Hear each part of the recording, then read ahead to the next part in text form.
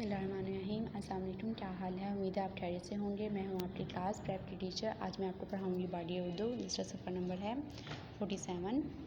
4 हरूफी अल्फाज के तोड़ लिखें। जैसे जी जोड़ है और ये तोड़ है, यानी इसमें 4 हरूफ दिए हुए हैं। जैसे अगर आप पढ़ें पे, वाओ, दाल, अली, 4 हरूफ हैं। हम इनको सेपरेट करके लिखते हैं।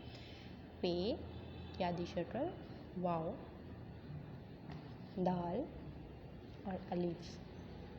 अगर यहाँ पर हम सेपरेट करेंगे, चलो तो वाला करते हैं। तो ते, तोएं, वाओ, फिर से तोएं और फिर अलीफ। यूँ ये पेज भी माइंड अप करते हैं। यहाँ पर है रंग भरें। यहाँ पर अपने प्यारे से रंग भरने हैं।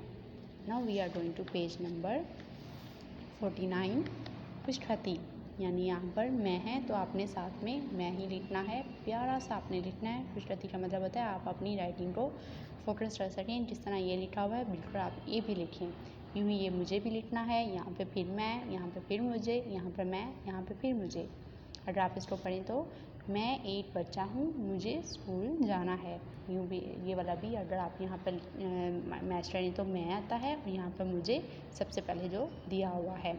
यूँ ये पेज में माइंड अप हो जाता है। आज तक के लिए सिर्फ इतना ही। तब तक के लिए अपना ख्याल रखें। अल्लाह हाफिज़।